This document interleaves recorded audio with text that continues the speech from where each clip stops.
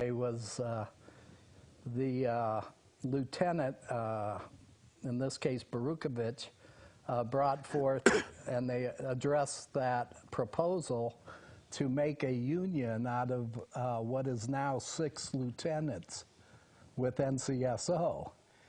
And it was approved 4-1. So now the DA will arbitrate with their union representative. Okay, who voted for? I'm sorry, I was out of the loop on that one. Who voted? Who's the one that voted against? Donna Cox. Good for Donna. Unions are necessary in some areas, like trades, skilled trades, because you don't want people. I mean, if you water that down, you won't have skilled trades anymore. Right. But. And there are certain other jobs that probably ought to have unions just because of the very nature of what they do. But essential services, government services, I mean, they all need to go. They don't need unions. They don't, because they've already got the government and employment law to see into their rights and make sure that they're treated fairly. It's, you know, it's the old days when people were working 12-hour shifts, 6-7 days a week, no benefits. I mean, that's where you need a union. But Absolutely. when these cops, they get paid more than your average attorney does after their spiffs and benefits and whatnot. And I mean, it's just that just doesn't make sense to me. Well, one of the surprising things is Commissioner Shinafin, who normally I don't agree with most of what he says, but he made the statement that he didn't believe any that unions should exist in government, and I wholeheartedly agree. I mean, to me, it's absolutely ridiculous. They have enough power over us by themselves, you know, and right. And to add the union power. Well, the problem too, yeah, the union protects their jobs, and under normal circumstances, when a cop does something that's wrong, if it rises to a certain level, he's get fired. But it can go way above that, and there are certain people that when Sheriff DeMayo was here, it was the sheriff.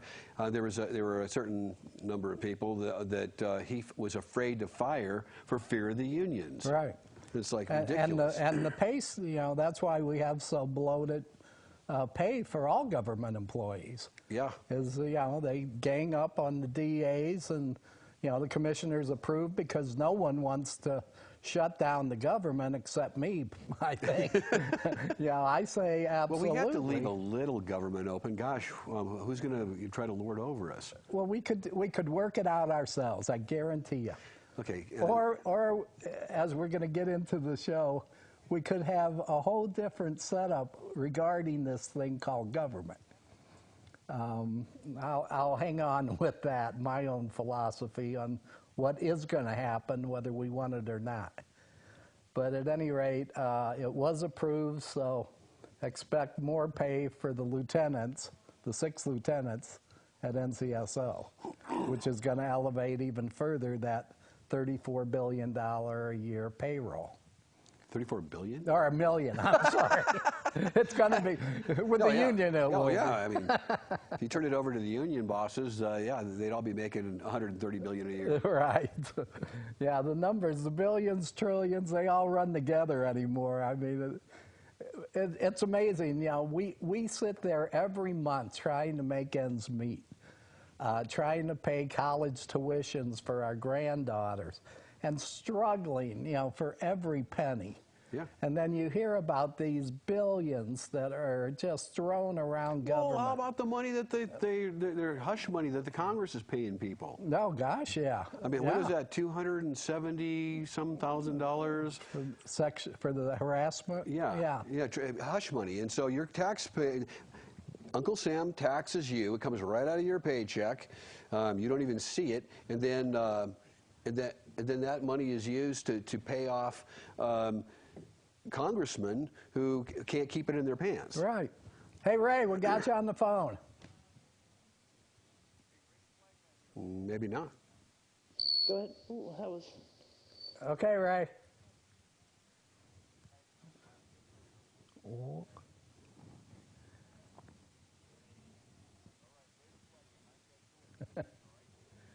Well, we thought we had it worked out. All right, so let's just keep on chatting while we're waiting for our call to come up. Okay. Otherwise, dead time is, or dead air time is not good. Yeah, Ray, if you can get through, go ahead and cut us off. But yeah, the enormous amount of money we're just throwing around. Like you said, people can't follow the basic rules that they've dictated on society. And they can't follow them themselves, and it costs us an arm and a leg to keep some of these perverts in office. You're right, and so not only are they get huge amounts of money, they get their own healthcare system. They're also, it's Louise. Okay. they also. They have this lavish lifestyle. I mean, they're given all.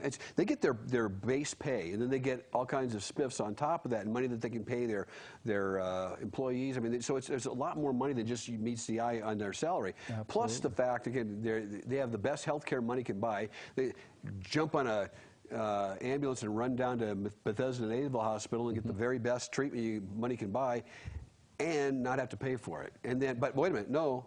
That's because you and I are paying for it. But not only are we paying for their medical and all their other spiffs, and their paycheck and their groceries and their help, but we're also paying for their little endeavors behind closed doors. And that dwarfs all the other pay. Yeah. I mean, and then you look at the pensions, and it's just unreal. We live in a royal society worse than England. Ray the Flag Man. Okay, Ray, can you hear us? They can hear you. Okay, go ahead. Hi. Yeah, Ray the Flag Man, you know, you guys were talking about the unions, and I got a personal story for you regarding the sheriff's, the deputies union. Dave Barukowitz, back in 2014, he was talking with a few other badges in the conference room, and I was walking by, and Dave says, hey, Flagman, are you running for sheriff again? The union would like to interview you to see if we're going to support you. And I told Barukowitz, I said, the same way you did to the other guy at the hangar, Ted Holmes. And he said, well, what do you mean? I said, you guys sabotaged Ted Holmes. You had it on tape saying, Ted, don't go for that gun, Ted. Don't go for that gun. I said, you're going to do the same thing to me. So I ain't going to do no interview with you guys because you're going to set me up. Oh, we wouldn't do that, Flag Man. But you know how it works with the sheriff's department. So there you go. So you guys are able to hear me okay or not? Yeah. No, and Ray, just so, I mean, you probably already know this, but cops are trained to that's the buzzwords they use on people. When they were unlawfully arresting Rick Marshall back for allegedly stealing trash signs, you could hear, I believe it was Barukowitz, but it might have been, but I believe it was, saying, stop resisting, in the video showed that Mr. Marshall was not resisting. And then I spoke with Ted Holmes, and he told me the same thing about the, don't go to the, put down the gun. He wasn't even, he did have a gun in the house, it wasn't near it though. And so he was smart enough to say, hey, I don't have a gun, it's not even in my arm's reach, and then they changed their tune. But you always have to remember that before the days of the recording, the cops used to put words in people's mouth all the time. They would have their own little pocket recorders, and they'd say, put down the gun, put down the gun, stop driving that tank at me, and then the person would be found dead, and then you use the cop's word against the dead guy.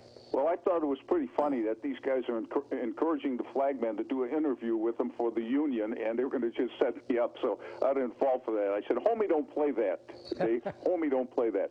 Hey, I also heard part of the commissioners' meeting today, Chuck, about they're changing something as far as the electioneering or election process. If you could explain a little bit of that, and I'll get off of the phone and let somebody else call in. All right, later. Flagman, over and out. Okay, Flagman. Well, you got me. I heard bits and pieces of that. What I think it pertained to is the distance the booths can be away from the polling centers. And I think it was, if I'm not wrong, now don't quote me on this, but I believe the biggest question was at the courthouse. Last election, they had their booths set up in the parking lot. And, booths. Huh? Booths. I Booths. said booze. I'm like, okay. Cousin Vinny, Utes. Anyway, they had their booths set up, And the question was that in violation of the NRS because it was too close to the polling section.